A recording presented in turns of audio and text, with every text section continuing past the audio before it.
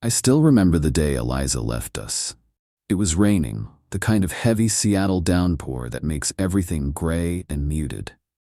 I was sitting beside Marcus's hospital bed, holding his small hand while he slept, the rhythmic beeping of monitors marking time in our sterile world. My son was 7 years old and fighting leukemia for the second time. The door opened and Eliza walked in. Not with coffee or a change of clothes as I'd expected, but with a small suitcase rolling behind her. Her face was composed, almost serene, in a way that immediately sent cold dread through me. "Daniel," she said, her voice steady, "I can't do this anymore." I looked up, confused at first. "What do you mean?" "The doctor said the new treatment is showing." "Not Marcus," she interrupted, avoiding looking at our son's sleeping form. "Us. This. I'm leaving." The monitor kept beeping. Outside, rain struck the window in sheets. I felt as though I'd been punched in the stomach. "You're leaving? Now?" My voice was barely a whisper. She set an envelope on the small bedside table. "Divorce papers. My lawyer will contact you." Her eyes finally shifted to Marcus, and for a moment I thought I saw a flicker of something. Pain? Regret? I couldn't tell. Then it was gone. "I've lined up a position with a gallery in New York. I'm flying out tonight." "What about your son?" I asked, still unable to process what was happening. "He has you," she said simply. "You've always been the better parent anyway." Before I could respond, she leaned down, kissed Marcus's forehead and walked out. Just like that. 15 years of marriage, 7 years of parenthood, ended in a 3-minute conversation while our son fought for his life. I didn't run after her. I didn't call her name. I just sat there, still holding Marcus's hand, feeling the world collapse around me. Eliza and I had met at the University of Washington. I was studying architectural engineering, she was in fine arts. We were an unlikely match. I was methodical, practical, she was spontaneous, creative. But somehow it worked. We got married right after graduation. I joined a respected engineering firm specializing in sustainable building design, while Eliza began working at a local gallery. When Marcus was born, I thought our lives were complete. But Eliza struggled with motherhood. The sleepless nights, the constant demands, the loss of her independence. It wore on her. Still, we managed. We were a family, albeit an imperfect one. Then when Marcus was 4, came the diagnosis: acute lymphoblastic leukemia. The world stopped turning. I threw myself into research, into care, into becoming the expert on my son's condition. I took family leave, then worked remotely to be at appointments. Eliza withdrew. She took on more hours at the gallery, claimed it was to help with medical bills. In retrospect, I think she was running away long before she actually left. The first round of treatment worked. Marcus went into remission. We celebrated, cautiously. For 18 months, we pretended to be a normal family again. Then the cancer returned, more aggressive this time. And 3 months into Marcus's second battle, Eliza walked out. What she didn't know, what she never bothered to learn, was that I had been preparing for this possibility. Not her leaving, but the financial burden of Marcus's treatment. I had meticulously documented every medical expense, researched every possible assistance program, and most importantly, secured comprehensive insurance coverage through my firm. I'd also been quietly setting aside money in an account only I could access. Eliza assumed we were drowning in medical debt. She assumed the burden would crush me after she left. She was wrong. 2 weeks after Eliza left, Marcus asked for her during a particularly difficult night following chemotherapy. "When is Mom coming back?" he asked, his voice small and raspy. I could have lied, said she was just away for work. Instead, I took his hand, looked into eyes too wise for their years, and told him the truth. "Mom needed to go away for a while. She's in New York now." "Because of me?" he asked. "Because I'm sick again?" "No," I said firmly. "Never because of you. This is about Mom, not you. And you know what? You and me, we're going to be okay. We're a team." He managed a weak smile, and that moment crystallized something in me. This wasn't just about survival anymore. This was about making sure Marcus had every possible chance at life, and that he knew he was loved completely, unwaveringly, even if one parent had failed him. The next morning I made 3 phone calls, one to my law firm to counter Eliza's divorce terms, one to a financial advisor and one to my boss, Richard. I need flexibility, I told Richard, but I can deliver. The Henderson project designs can be done remotely, and I'll come in for the essential meetings. Richard had known about Marcus's condition from the beginning. He'd been supportive, but business was business. Daniel, I sympathize, but we need consistency right now.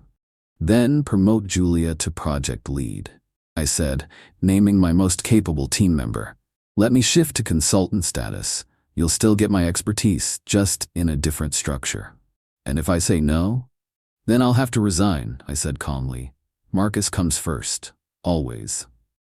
There was a long pause. Let me talk to the partners. No promises.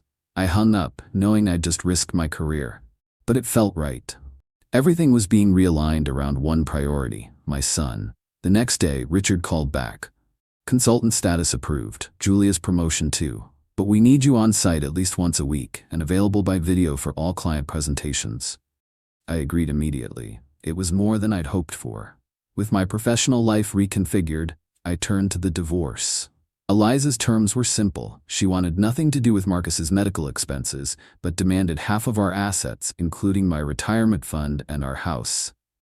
My counter was equally simple. She could have her freedom, but not at Marcus's expense. I would keep the house. Marcus needed stability, and my retirement fund would remain intact, as it was our financial safety net. She could have her art collection, her personal accounts, and a lump sum settlement that was generous but not crippling. Her lawyer balked. Mine, a calm, steely woman named Marissa, simply said, we can make this about abandonment during a family medical crisis, or we can make it civilized. Miss Porter's choice. 2 days later, Eliza agreed to my terms. 6 months passed. Marcus's treatment continued. Brutal, exhausting, but showing promising results. I adjusted to single parenthood, creating systems and routines that kept our lives functioning amid hospital stays and sick days. I designed a home office that let me work while keeping Marcus in sight. I learned to cook meals that tempted his chemo-suppressed appetite. I built a network of support, nurses who would sit with Marcus when I had to be physically present at work, neighbors who brought meals, other parents from the oncology ward who understood our struggles like no one else could. Through it all, Eliza remained in New York. She called Marcus occasionally, sent presents on his birthday, but made no attempt to visit. Her Instagram showed a vibrant new life, gallery openings, weekend trips to the Hamptons, a new boyfriend who was a sculptor. It was during a routine check of our joint email account, which we'd kept active for Marcus-related communications, that I discovered the opportunity. Eliza had been contacted by Artforum magazine for a profile on emerging gallery curators. The reporter had mistakenly used our old shared email instead of her new professional one. I stared at the email for a long time, then forwarded it to her with a simple note. Thought you should see this. Her reply came hours later, thank you. 2 weeks later, the Artforum issue hit the stands. The profile portrayed Eliza as a bold, innovative curator bringing fresh perspective to New York's competitive art scene. What it didn't mention was her personal life, her marriage, her son, her choice to leave a critically ill child. I took a deep breath and composed an email to the reporter Sarah Chen. I read your profile on Eliza Porter with interest.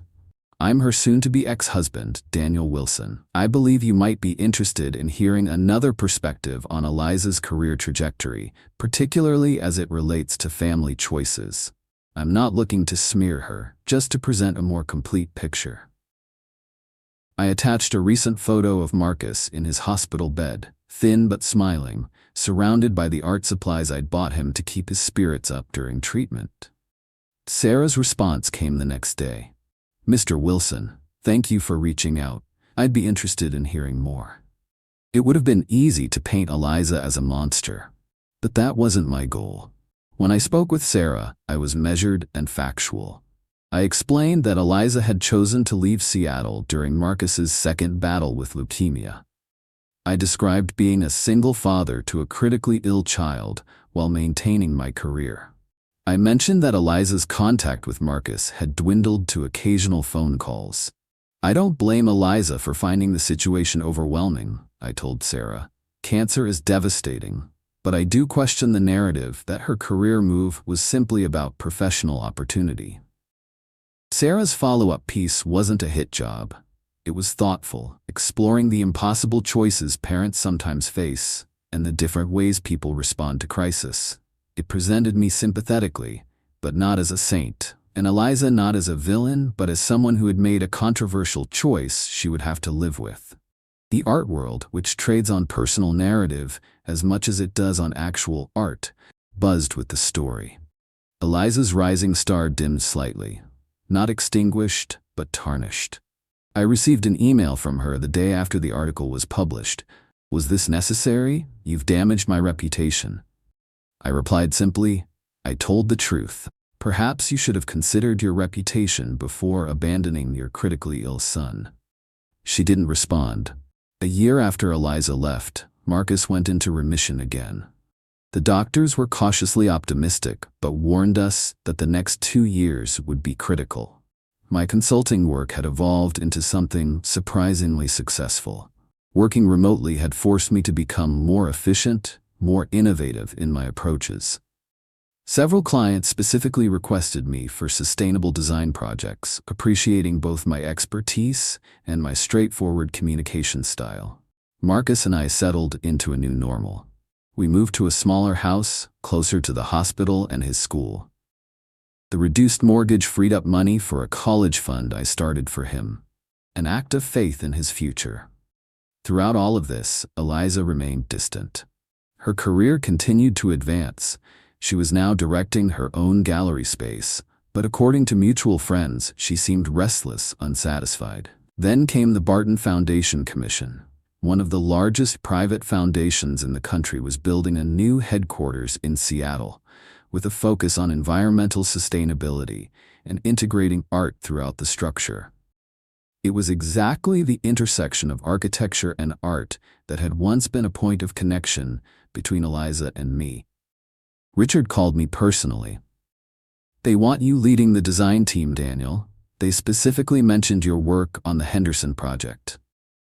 That's flattering, but my availability is still limited, I reminded him.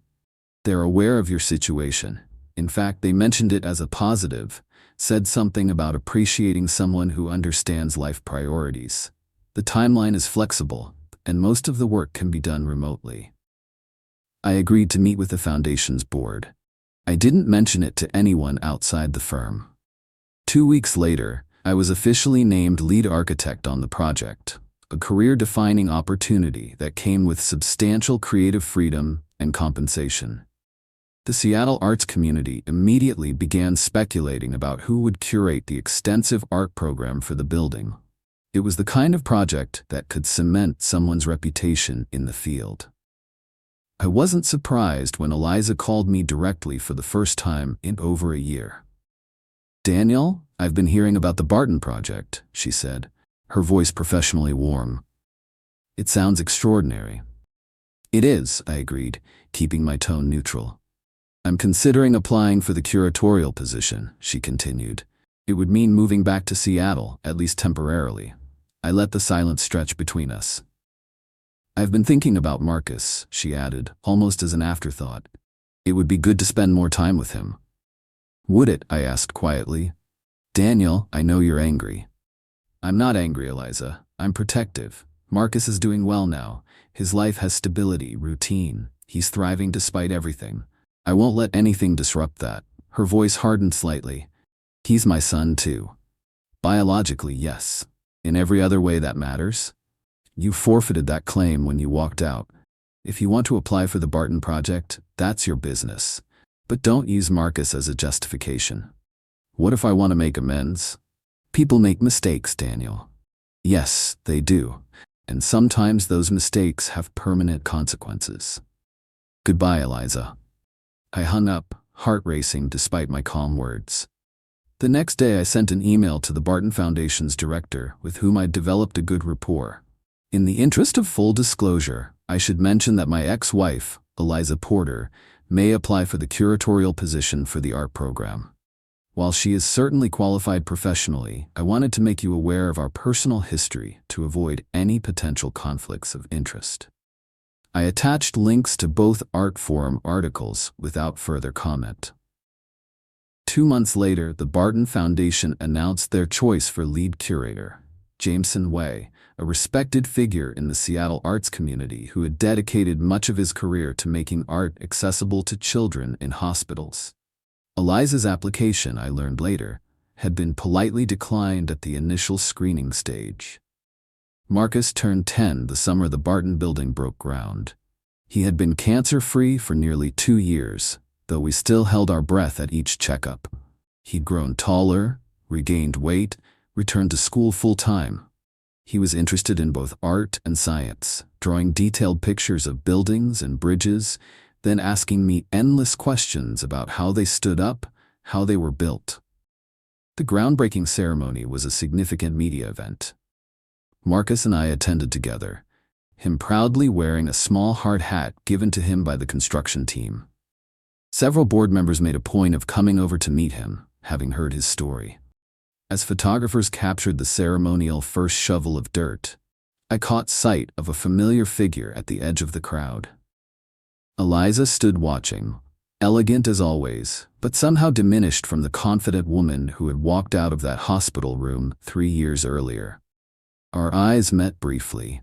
I gave a small nod of acknowledgement, then turned my attention back to Marcus, who was excitedly explaining something to one of the engineers. Later, as we were leaving, she approached us. "Hello, Daniel," she said, then looked down at Marcus. "Hi, Marcus. You probably don't remember me very well." Marcus studied her face. "I remember you. You're my mom, who lives in New York." Eliza flinched slightly at his matter-of-fact tone. "Yes, that's right," she said softly. "You've gotten so big." Marcus nodded. "I'm in remission. That means the cancer's gone, maybe forever. Dad and I are careful though, right, Dad?" "Right, buddy," I agreed, resting my hand on his shoulder. "We still take all our vitamins and get plenty of rest." An awkward silence fell. "The building looks like it will be beautiful," Eliza finally said. "Congratulations." "Thank you. We're excited about it." She glanced down at Marcus again, something like longing crossing her face. "I'm in town for a few days. I was wondering, would it be possible for me to spend some time with Marcus?" Before I could answer, Marcus looked up at me. "Dad, can I go play on the rocks over there while you talk to Mom? I'll be careful." "Sure, but stay where I can see you," I said, watching as he walked a short distance away to a decorative rock arrangement. Once he was out of earshot, I turned to Eliza. "Why now? It's been 3 years, Eliza. 3 years of birthdays, holidays, hospital stays, all without you." "I made a mistake," she said, her composure cracking. "A terrible, unforgivable mistake. I was drowning, Daniel. The gallery job offer came, and I just ran, while our son was fighting for his life. I know how it looks. It's not how it looks, it's what happened." She took a deep breath. "The New York art scene isn't what I thought it would be. It's cutthroat, superficial. I've been successful, yes, but at what cost? I lost my family, my moral compass." I studied her face, trying to gauge her sincerity. "What exactly are you asking for, Eliza?" "A chance to get to know my son again, to try to make amends." I looked over at Marcus, who was carefully arranging small stones on top of a larger rock, his face a study in concentration. He'd been through so much, shown more courage than many adults I knew. He deserved every happiness, every chance at a normal life. "I won't stop you from contacting Marcus," I said finally, "but it will be on his terms and mine. Start with one afternoon. If that goes well, we can discuss more. And Eliza, if you disappear on him again, that's it. No more chances." Relief washed over her face. "Thank you, Daniel. That's more than I deserve." "Yes," I agreed. "It is." In the years that followed, Eliza became a peripheral presence in Marcus's life. She moved back to Seattle, taking a less prestigious position at a local gallery. She saw Marcus once or twice a month for ice cream, museum visits, occasional movie nights. She was trying, in her way. The Barton building was completed to significant acclaim, establishing my reputation as an architect who could balance innovation with practicality. My consulting practice grew, always structured around maintaining time for Marcus. As for Marcus, he continued to thrive. By his 14th birthday, he had been cancer-free for 6 years, long enough that his oncologist used the word cured for the first time. We celebrated with a small party in our backyard. Eliza attended, bringing an elaborate art set as a gift. She seemed genuinely happy for Marcus, but remained somewhat apart from the rest of the gathering, a visitor in the life we had built without her. Later, as Marcus opened presents from his friends, Eliza approached me where I stood by the grill. "You've done an amazing job with him, Daniel," she said quietly. "He's remarkable." "Yes, he is. I know I have no right to say this, but I'm proud of you too. The way you handled everything, most people would have broken." I turned to look at her directly. I never had that option. Marcus needed me to be strong, so I was. She nodded, blinking back tears. "I think about it sometimes. What would have happened if I had stayed? Would we still be together? Would I have found the strength you did?" "We'll never know," I said. "But I do know this. Walking out was your choice. Living with the consequences of that choice, that's your journey now." I looked back at Marcus, surrounded by friends, laughing, healthy, loved. The son she had abandoned. The son I had fought for, with every resource at my disposal. Financial, professional, emotional. "He gets his resilience from you," she said. "No," I corrected her. "He found it within himself. All I did was show him he was worth fighting for." Eliza nodded slowly, understanding the subtle rebuke. She'd never again be at the center of Marcus's life or mine. That place of privilege had been forfeited the day she'd walked out of that hospital room. As she walked away to rejoin the party, I felt no triumph, no vindication, just peace. Eliza had left us at our lowest point, thinking we would crumble without her. Instead, we had not just survived, but flourished. That was revenge enough.